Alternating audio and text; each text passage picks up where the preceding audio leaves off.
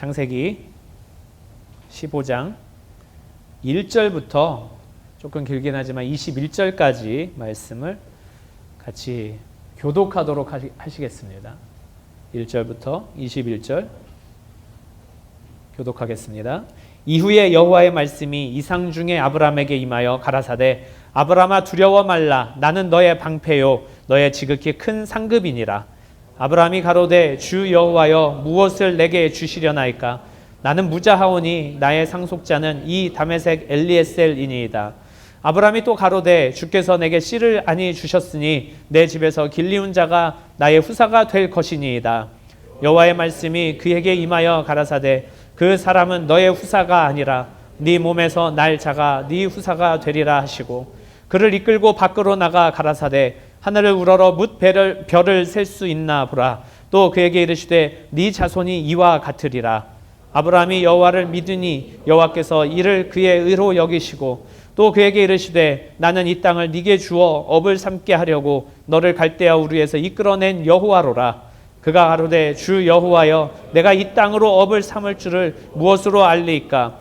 여호와께서 그에게 이르시되 나를 위하여 3년 된 암소와 3년 된 암염소와 3년 된 수양과 산비둘기와 집비둘기 새끼를 취할지니라.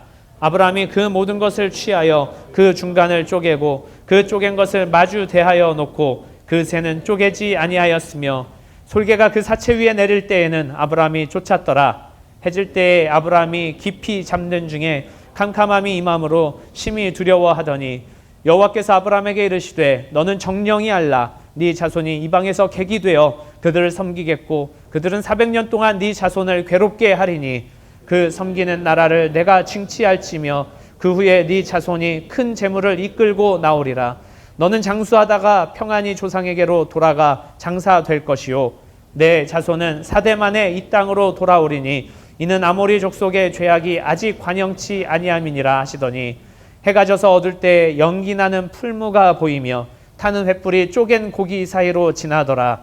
그날에 여호와께서 아브라함으로 더불어 언약을 세워 가라사대 내가 이 땅을 애굽 땅에서부터 그 큰 강 유브라데까지 네 자손에게 주노니 곧 겐 족속과 그니스 족속과 간문 족속과 헷 족속과 브리스 족속과 르바 족속과 함께 읽겠습니다. 아모리 족속과 가나안 족속과 기르가스 족속과 여부스 족속의 땅이니라 하셨더라. 아멘. 오늘 말씀의 제목은 하나님은 언약의 주인이시다 라는 제목을 가지고 함께 나누기를 원합니다.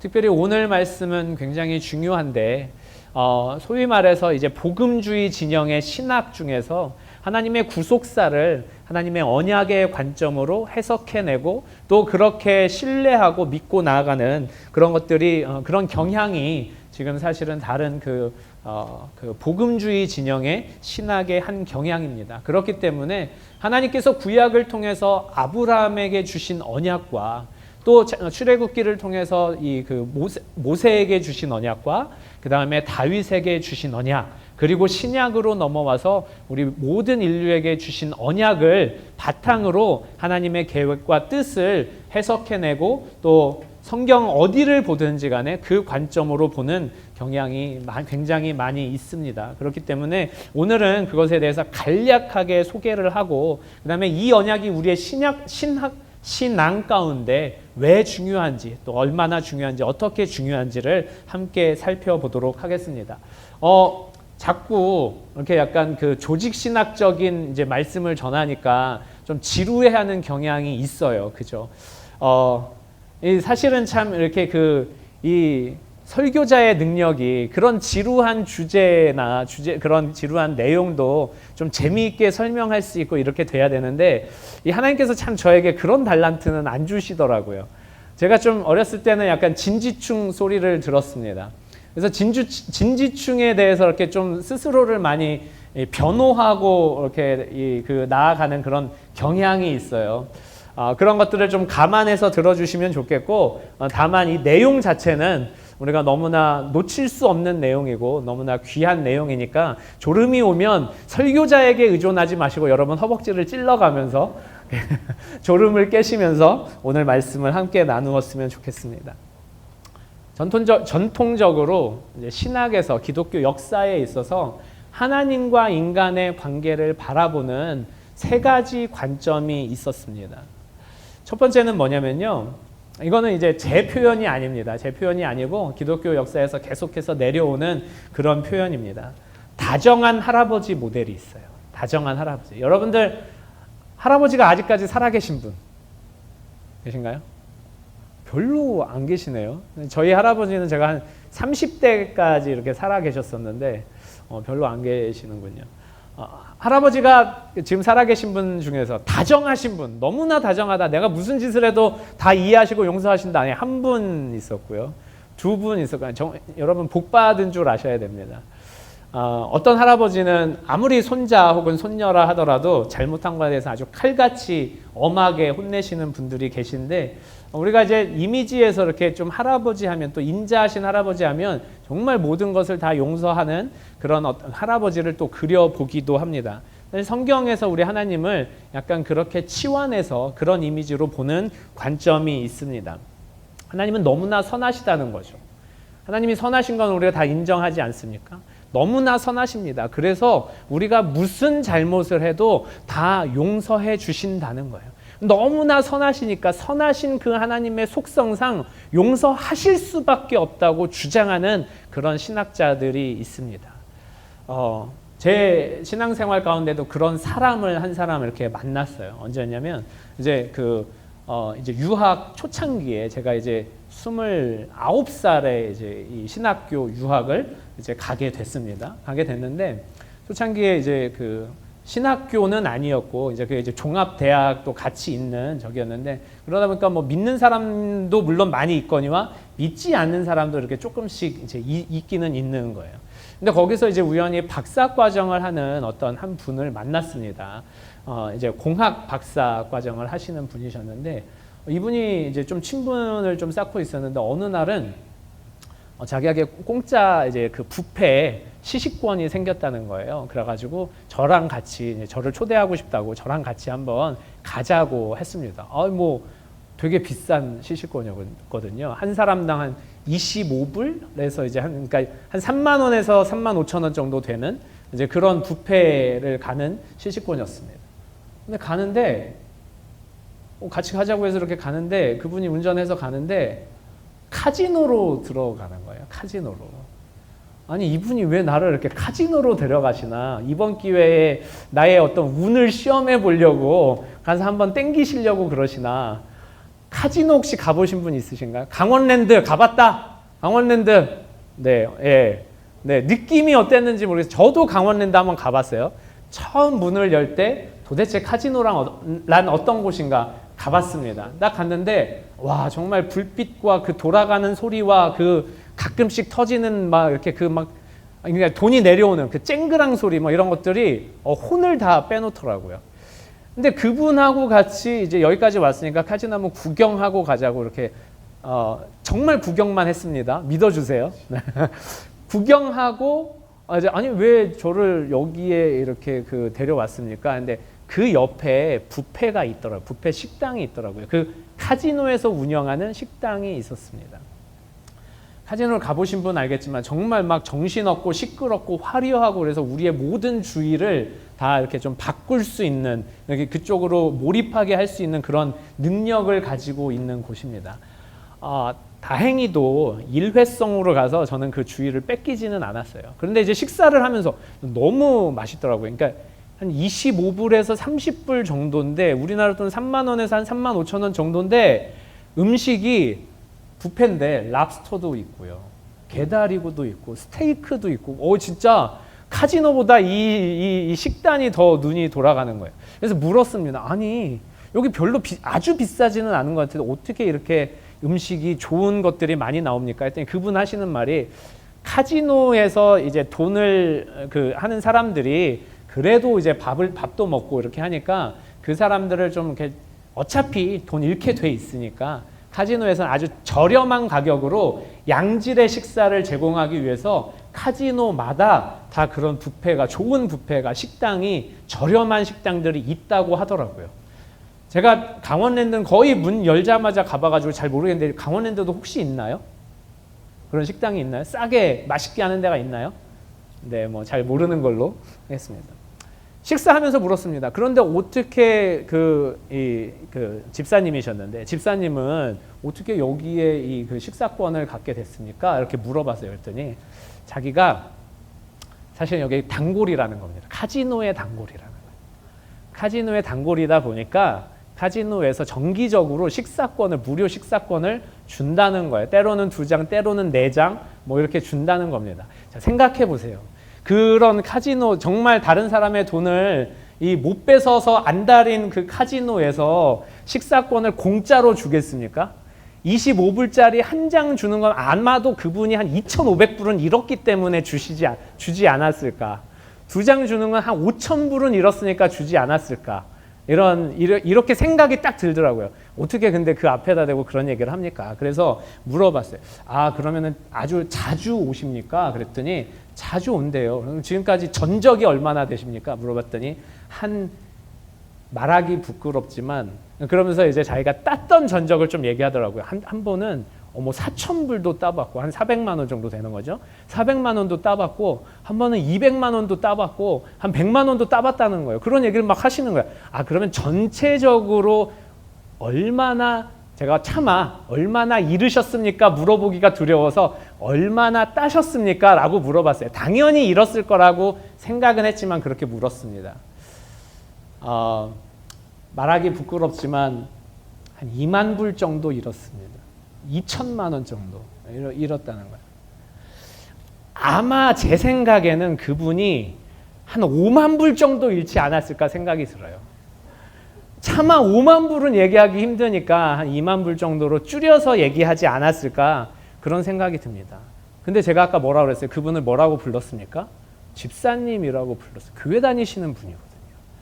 그래서 제가 물어봤습니다. 근데 뭐 이제 어쩌다 한 번씩 이렇게 뭐 저기 할 수는 있겠지만 와가지고 우연히 할 수는 있겠지만 그 정도면 조금 심각한 것 같은데, 물론 이 말은 제 마음속으로만 했습니다. 심각한 것 같은데 그러면 혹시 신앙인으로서 이렇게 조금 힘들지는 않습니까? 물어봤더니 이 얘기를 하시는 거예요. 내가 아는 하나님은 너무나 선하신 하나님이기 때문에, 그렇기 때문에 내가 정말 무슨 짓을 해도 하나님이 용서해 주실 수밖에 없지 않습니까? 이렇게 저에게 반문하시더라고요. 그렇게 믿고 계신 거예요. 근데 이분이 물론 교회에서 아주 열심히 신앙생활하는 분은 아니시지만 그래도 매 주마다 그렇게 충성스럽게 예배를 드리시는 분이십니다. 이분의 생각이 그렇다는 거예요. 많은 사람들이 사실은 그렇게 생각하고 있는 경향이 많이 있습니다. 심지어는 그 미국의 LA 지역에 풀러 신학교라고 굉장히 유명한 복음주의 진영의 신학교가 있습니다. 아마 들어보신 분들 계실 거예요. 한 10년 전쯤에 제가 이제 아직 미국에서 이제 공부하고 있을 때입니다. 아닌가요? 10년? 그렇죠. 10년에 미국에 있을 때입니다. 미국에 있을 때였는데 어떤 일이 있었냐면 그 기독교 매체에서 어떤 일이 있었냐면 이 풀러 신학대학의 총장님이 사람들 중에는 지옥 갈 사람이 아무도 없다. 하나님은 너무나 선하시고 너무나 용서가 많으신 분이시기에, 사랑이 많으신 분이시기에 우리 피조물을, 더구나 당신의 형상을 담은 피조물을 지옥에 보내시지 않는다. 그럼 지옥은 누구를 위해 예비되었습니까? 마귀와 그 추종자들만을 위해서 예비되었다. 이렇게 주장해서 잘렸는지까지는 제가 잘 기억이 안 나는데 굉장히 사회적인 기독교계에서 굉장히 큰 물의를 일으킨 적이 있습니다. 그렇게 생각하는 사람, 너무나 다정한 할아버지, 죄에 대해서는 무관심하시고 그냥 다 용서하시는 하나님으로 인식하는 경향이 왕왕 있습니다. 두 번째는 이신론입니다. 이신론. 이것은 뭐냐면 다스릴 이자를 써서 다스리는 신이라는 이야기입니다. 얼핏 보면 다스리는 신이니까 맞는 것 같아요. 근데 이 이신론은 뭐냐면 합리주의 신학입니다. 합리주의 신학. 우주의 광대함을 창조하시고 주관하신 하나님께서 마치, 제가 어제도 그런 표현을 썼는데, 마치 농부가 자기가 이렇게 기르는 가축이 있으면 그 가축에는 신경을 쓰겠지만 그 가축이 딛고 서 있는 땅에 있는 지렁이는 전혀 신경 안 쓰지 않겠습니까? 그런 것처럼 우리도 하나님 앞에선 지렁이만도 못한 자들이고 먼지반도 못한 자들이기 때문에 하나님은 광대한 우주를 통치하기에 바쁘시기에 인간에게 전혀 신경을 쓰지 않으신다라는 신학입니다. 우주가 잘 돌아가는 데에는 관심이 있지 사람 한 사람 한 사람이 어떻게 사는지 어떤 방식으로 사는지 어떤 삶을 사는지에는 관심이 없다는 이론이에요. 이게 18세기 계몽주의 시대의 대표적인 신학입니다. 제가 지난주에 말씀드렸다시피 데카르트로 말미암아 인간의 이성들이 합리주의들이 굉장히 많이 꽃을 피우면서 이제 신학 자체도 하나님을 바라보는 관점도 굉장히 그런 이성 중심으로 합리성 중심으로 이렇게 가게 된 거예요. 그러다 보니까 이 넓은 우주, 이 광활한 우주를 다스리는 것 자체도 힘들 수 있는데 그 합리성을 따져서 그냥 자연 법칙으로 사람이 살아가게 해 놓으신 거지 간섭하지 않는다는 겁니다. 우리 여러분들 이렇게 그래도 좀 들어봤을 아마 볼테르라든지 루소라든지 이런 사람들이 이런 신학을 주창했습니다. 첫 번째나 두 번째나 성경에서 말씀하고 있는 하나님에 대한 올바른 설명일까요? 여러분들의 생각은 어떻습니까? 우리가 단순히 생각하기에도 별로 그게 정말 하나님을 온전히 설명하는 것 같지 않은데 왜 그렇게 기독교 역사에 있어서는 이와 같은 두 가지 견해에 대해서 열광을 한 적도 있었을까요? 성경은 분명히 하나님은 인격적인 존재이시고 또 피조물들과 상호작용을 하시며 특별히 당신의 형상을 따라 지음받고 영이 있는 우리와 긴밀하게 말씀하고 계시고 관계하고 계신다는 것에 대해서는 우리가 성경을 통해서 명확히 알 수 있습니다. 또한 잘못된 일에 대해서는 분명하게 지적하시면서 책임을 물으신다는 것도 성경을 통해서 알 수 있습니다. 끝없이 사랑이 많으시지만 동시에 더없이 거룩하시기 때문에 반역이나 죄나 타락이나 악한 모든 것에 있어서 분노하신다는 겁니다. 첫 번째 모델처럼 다정하기만 할 뿐 어떤 판단력도 없고 어떤 도덕성도 없고 그 다음에 정의도 없고 공의도 없는 그런 모델로 하나님을 설명할 수 없다는 겁니다. 두 번째 모델처럼 비인격적이고 냉정한 하나님으로 설명할 수 없다는 거예요. 성경은 우리에게 그렇게 말씀하고 있지 않다는 겁니다. 또 한 가지 세 번째 모델이 나왔는데 그거는 뭐냐면 어쩌면 좀 이것도 마찬가지로 좀 이성적일 수 있습니다. 이건 뭐냐면 역시 마찬가지로 제 표현이 아닙니다. 신학자들의 표현입니다. 서로 등 긁어주는 관계. 하나님과 우리 인간의 인류의 관계가 서로 등 긁어주는 관계라는 거예요. 이건 뭐냐면 다시 말해서 기브 앤 테이크입니다. 철저하게 기브 앤 테이크라는 거예요. 우리가 하나님 앞에 뭔가 제물을 드리면 하나님 앞에 예물을 드리면 하나님 앞에 제사를 드리면 그러면 하나님께서도 그만큼 응답하신다는 겁니다. 이거는 사실은 이제 다신교가 왕성하던 그런 문화에서 많이 나왔어요. 실제로 다신교 또 이방신을 섬기는 데에서는 이와 같은 하나님 신의 관계가 이와 같은 인식으로 굉장히 많이 이제 가지고 있습니다. 내가 무언가를 바쳤을 때 신도 나의 요구를 들어준다는 거죠. 근데 사실은 이 모델의 근본에는 뭐냐면요. 두려움이 있어요. 두려움이 있을 수밖에 없습니다. 왜냐하면 내가 신의 등을 잘 못 긁어줬으면 어떡하지? 시원하게 못 긁어줬으면 어떡하지? 내가 제물을 드렸는데 신이 이것을 만족하지 못하면 어떡하지? 내가 제물을 드렸는데 신이 원하는 방식이 아니면 어떡하지? 혹은 내가 믿는 신이 내가 지금 이렇게 예배하는 신이 괴팍해가지고 나는 드렸지만 거기에 제대로 된 응답을 안 해주면 어떡하지? 이런 두려움이 있다는 겁니다. 그런데 오늘날 많은 그리스도인도 사실은 이와 같은 개념을 가지고 있는 경우도 많이 있어요. 내가 나와서 무언가를 해야, 예배를 해야, 철야 기도를 해야, 또 예물을 드려야, 헌금을 해야 하나님께서 나를 들어주신다.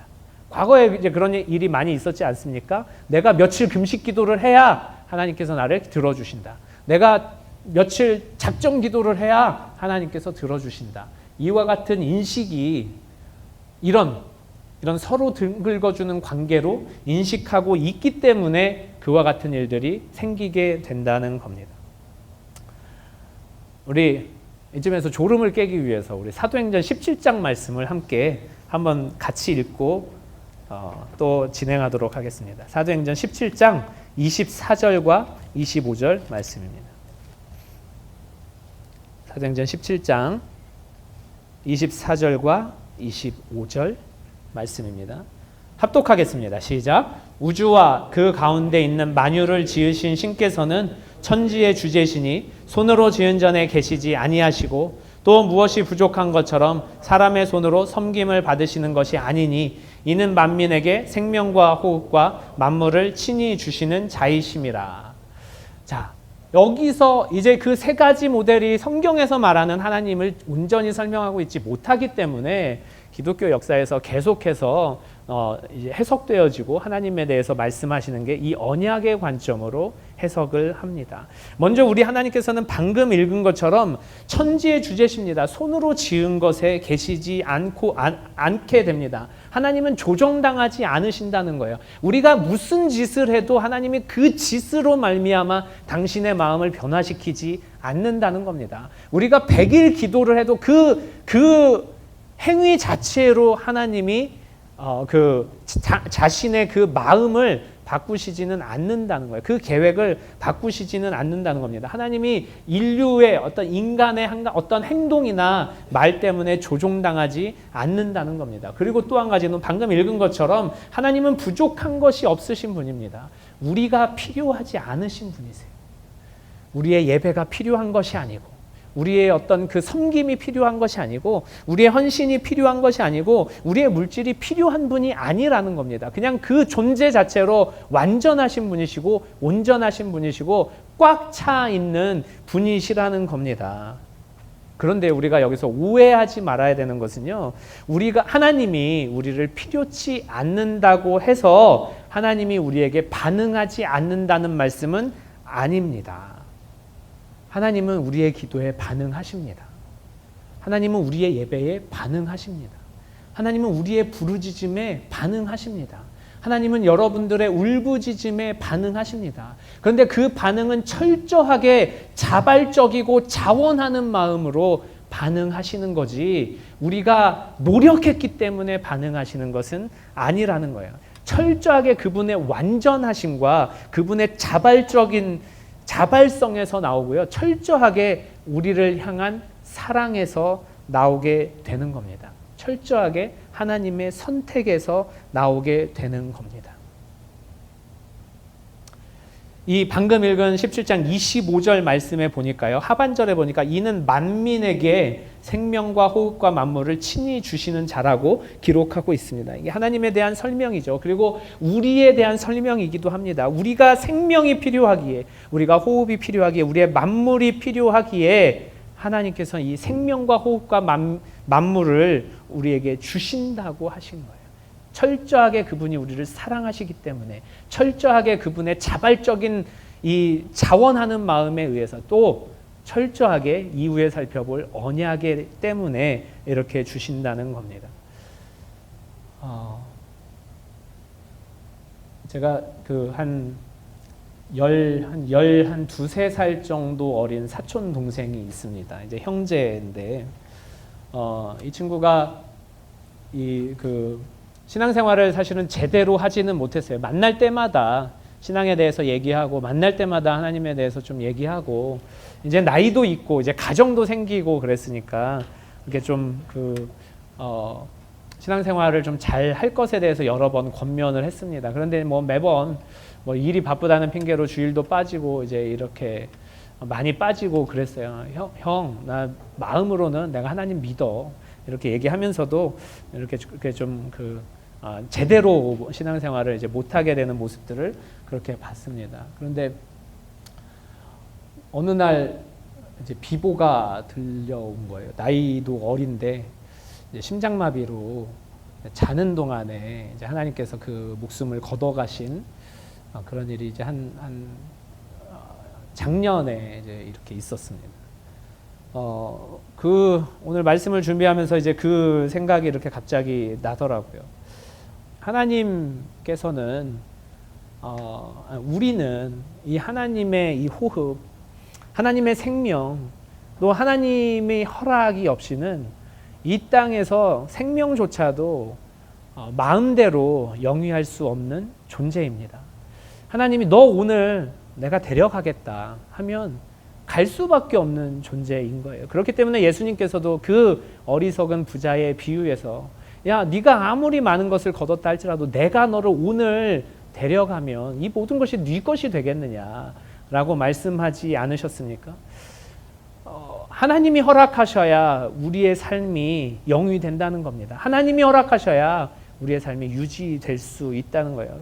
그런 차원에서 오늘 이 사도행전 기자는 사도행전 17장 25절처럼 하나님께서만이 만민에게 호흡을 주시고 생명을 주시고 또 만물까지도 허락하신다고 말씀을 하고 있습니다. 그러므로 하나님은 완전하신 분이시라 우리가 필요하지 않지만 우리는 창조주 하나님이 필요할 수밖에 없다는 겁니다. 하나님은 부족한 것이 없기 때문에 우리가 필요하지 않지만 우리는 부족한 것 투성이고 연약한 것 투성이기 때문에 하나님이 필요할 수밖에 없다는 겁니다.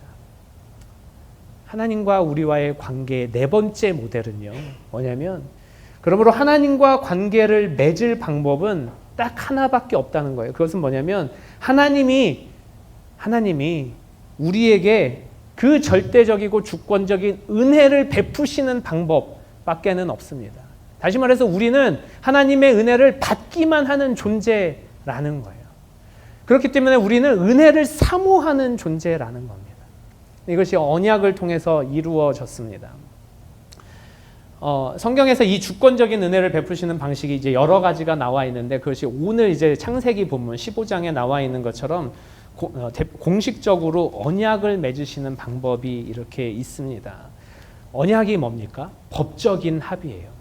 동등한 두 객체가 이 서로에게 윈윈이 되기 위해서 서로 언약을 맺는 겁니다. 약속을 맺는 겁니다. 깨트릴 수 없는 것을 맺는 겁니다. 그래서 나는 이렇게 할 테니 너는 이렇게 해라 라는 게 언약입니다. 나는 이렇게 하고 너는 이렇게 하고 만약에 이것을 어느 일방 한 사람이 깨트릴 경우에는 이와 같은 책임을 지게 될 것이다. 이게 언약입니다. 그런데 고대 시대 고대 근동에서는 이 언약이 조금 다른 방식으로 나타나기도 했어요. 현대의 언약은 쌍방간의 동등한 언약이지만 고대에서는 조금 다르게 나타났습니다. 어떻게 했냐면요. 그 강대국이 약소국에게 일방적으로 언약을 맺습니다. 언약을 맺어서 내가 너네들을 이렇게 지켜줄 테니 군사적인 위협에서 지켜줄 테니 너희는 우리에게 이렇게 해라. 조공을 바치고 사람들을 바치고 이렇게 해라. 우리의 말을 어디까지 이렇게 순종해라. 라는 것들이 이제 고대에 맺어졌던 언약입니다.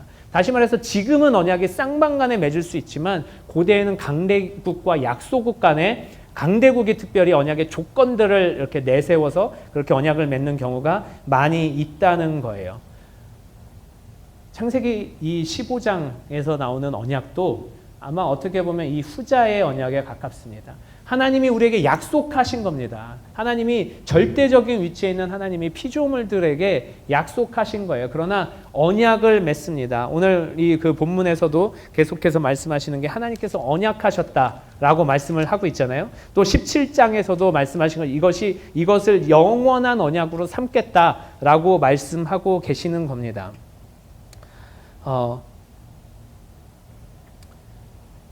아브라함의 언약을 처음 주는 언약은 창세기 12장에 나와 있습니다. 한번 읽고 우리 계속해서 약 한 5분 정도 후에 이제 말씀을 마치려고 하는데요. 한번 창세기 12장 1절, 2절, 3절을 처음에 하나님께서 아브라함에게 주셨던 이 약속, 언약을 한번 살펴보도록 하겠습니다. 함께 읽습니다. 시작. 여호와께서 아브라함에게 이르시되 너는 너의 본토 친척 아비집을 떠나 내가 네게 지시할 땅으로 가라. 내가 너로 큰 민족을 이루고 네게 복을 주어 네 이름을 창대케 하리니 너는 복의 근원이 될지라. 너를 축복하는 자에게는 내가 복을 내리고 너를 저주하는 자에게는 내가 저주하리니 땅의 모든 족속이 너를 인하여 복을 얻을 것이니라 하신지라. 이게 하나님께서 아브라함에게 주신 언약입니다. 약속의 최초의 모습입니다. 너를 축복하는 자에는 내가 복을 내리고 너는 복의 근원이 될지라. 그리고 모든 족속이 너를 인하여 복을 얻을 것이라. 또 15장에서도 우리가 읽었던 언약의 내용들이 있습니다. 별반 내용 자체는 다르지 않습니다. 그런데 자세히 살펴보면요, 진정한 언약의 모습이라고 볼 수 없습니다. 왜냐하면 아브라함이 지켜야 되는 것에 대해서는 나와 있지 않아요. 언약이라고 표현했는데, 쌍방간의 계약인데, 자, 네가 이것을 지키면 내가 이 언약을, 이 약속을 지켜주겠다라고 말씀하지 않습니다. 하나님께서 일방적으로 그렇게 말씀하시는 거예요. 내가 너로 열방의 아비가 되게 하겠다. 내가 너로 너의 자손들이 하늘의 별과 같이 많게 하겠다. 너의 네 몸에서 날 자가 네 후사가 되리라. 계속해서 이와 같이 일방적으로 약속을 해주십니다. 그런데 우리가 눈여겨봐야 될 것은 오늘 읽은 본문 15장 말씀에서 12절부터 21절, 특별히 이제 18절까지 말씀입니다. 언약을 체결하는 의식으로 그 당시에 고대 국가들이 많이 했던 것처럼 소를 두 조각으로 잘라서 양 옆에 둡니다. 또 암염소를 마찬가지로 두 개로 잘라서 양 옆에 둡니다. 또 그 뒤에 또 순양을 두 개로 잘라서 역시 양옆에 둡니다. 그리고 한쪽에는 집비둘기, 한쪽에는 산비둘기를 놓습니다. 그리고 나서 언약을 체결할 때는 이 사이를 이제 언약의 당사자 둘이 같이 지나가는 거예요. 그래서 그러므로 말미암아 너가 만약에 이 언약을 지키지 않으면 지금 이렇게 피투성이가 될 것이다라는 것을 서로 약속하는 겁니다. 서로에게. 그런데 오늘 본문 말씀을 보니까요, 17절 말씀, 해가 져서 어둘 때에 연기나는 풀무가 보이며 타는 횃불이 쪼갠 고기 사이로 지나더라. 언약을 체결하기 위해선 하나님과 아브라함이 같이 지나가야 하는데, 오늘 이 본문에서는 하나님께서 일방적으로 약속을 해주셨고 하나님께서 일방적으로 내가 이렇게 하겠다라고 언약을 맺어주셨습니다. 그리고 하나님께서 이 언약을 지킬 의무는, 책임은 나에게 있다 라고 해서 아브라함을 깊이 잠들게 하신 후에 하나님 혼자 스스로 그 쪼갠 고기 사이를 지나갑니다. 그러므로 말미암아 하나님께서 아브라함에게 언약하셨고, 하나님께서 모세에게 언약하셨고, 하나님께서 다윗에게 언약하셨고, 하나님께서 우리 모두에게 언약하신 이 언약의 책임, 지킬 책임은 당신에게 있다라는 것을 우리에게 가르쳐주고 계시는 거예요. 우리는 하나님과 동등한 언약을 맺을 권리가 없습니다. 그런 능력이 없습니다. 아니, 약소국으로서도 정말 하나님 앞에 그 의무를 지킬 수 있는 능력조차도 없습니다. 하나님은 그것을 너무나도 잘 알고 계시는 거예요. 그래서 하나님께서 내가 언약을 베풀고 내가 지키겠다. 그리고 아브라함에게 말씀하신 것처럼 너는 믿기만 하라 라고 우리에게 동일하게 말씀하고 계십니다. 주권적으로 아무 조건 없이 은혜로 우리에게 약속해 주시고 그것을 지키겠다고도 스스로 세워주신 겁니다. 그리고 그것을 아브라함에게 보여주신 거예요. 하나님 스스로는 법적인 합의가, 법적인 책임이 나에게 있다고 스스로 말씀해 주셨습니다. 여기에 하나님의 은혜가 있습니다. 여기에 하나님의 은혜가 있습니다. 하나님은 지금도 우리에게 약속해 주십니다. 언약해 주십니다. 그러므로 누구든지 그리스도의 피 가운데 들어오면 그가 내 자녀가 된다고, 나를 아바 아버지라 부를 수 있는 권세가 생긴다고, 자녀로 삼아 주셨다고 일방적으로 언약을 맺어 주셨어요. 하나님은 우리의 죄를 그냥 눈 감아 주시는 분이 아니라 우리의 죄를 책임지시고 우리의 죄를, 그 책임을 원하시는 분이신데, 우리가 스스로 책임질 수 있는 능력이 없기에 내가 책임지겠다 하고 스스로 그 쪼갠 고기 사이로 지나가신 겁니다. 그리고 스스로 희생 제물을 준비하신 거예요. 영원한 희생 제물, 예수 그리스도로 말미암은 그 피의 언약을 우리에게 보여주셨습니다. 우리에게 요구하시는 건 단 한 가지입니다. 이 언약을 믿기만 하라는 거죠. 창세기부터 요한계시록까지 하나님께서 우리에게 요구하시는 것은 이 믿음 한 가지입니다. 이 언약을 믿기만 하라는 겁니다. 그러면 하나님께서 우리가 짓는 죄까지도 책임져 주신다고 말씀하고 있는 겁니다. 오늘 말씀을 마무리하도록 하겠습니다. 우리가 이 관계에 있어서 하나님 앞에 나아가는 방법은 한 가지밖에 없습니다. 우리가 죄인임을 명확히 알고 있잖아요. 우리는 너무나 잘 알고 있습니다. 근데 우리가 잊지 말아야 하는 것은 이 죄에 대한 책임도 하나님께서 우리에게 요구하시는 분이시라는 겁니다. 그분 자체가 너무나 거룩하신 분이시고 공의가 충만하신 분이시고 정의가 넘치는 분이시기 때문에 이것을 우리에게 요구하신다는 거예요. 그러나 동시에 하나님께서는 우리에게 이 죄의 책임을 질 능력이 없다는 것도 아십니다. 그래서 하나님께서 스스로 희생 제물을 준비하신 거예요. 하나님의 그 절대적인 주권으로, 절대적인 은혜로, 또 그 언약의 그 표징으로 그렇게 준비하셨습니다. 여기에 하나님의 은혜가 있습니다. 그리고 우리는 이 하나님의 은혜를 믿고 신뢰하고 나아가야만이 이 모든 우리의 책임에서 자유로워질 수 있는 그런 능력을 얻게 되는 겁니다. 여러분, 스스로 하나님 앞에 나아갈 자격이 없다고 한탄하지 마시기 바랍니다. 스스로 하나님 앞에 나아갈 능력이 없다고 한탄하지 마시기 바랍니다. 하나님, 나의 행동을 봐서, 나의 삶을 봐서 하나님이 기뻐하지 않을 거라고 스스로를 비하하지 않길 바랍니다. 하나님은 모든 것을 알고 계시는 분이십니다. 이미 여러분들의 약함도 알고 계시고, 여러분들의 부족함도 알고 계시고, 여러분들이 할 수 없음도 알고 계시는 분이십니다. 그렇기에 하나님께서 언약을 맺어주신 거예요. 그분의 절대적인 사랑으로, 절대적인 은혜로, 절대적인 주권으로 언약으로 맺어주셨습니다. 이 언약에 들어오기만 하라는 거예요. 이 언약을 믿기만 하라는 겁니다. 그러면 생명도, 죽음도, 천사도, 세상의 모든 권세도, 하늘의 권세까지도 우리를 그 사랑에서, 그 은혜에서, 그 언약에서 갈라놓을 것이 아무것도 없다고 성경을 통해서 우리에게 분명히 말씀하고 있습니다. 그러므로 우리는 주님 앞에 나아가는 방법밖에 없습니다.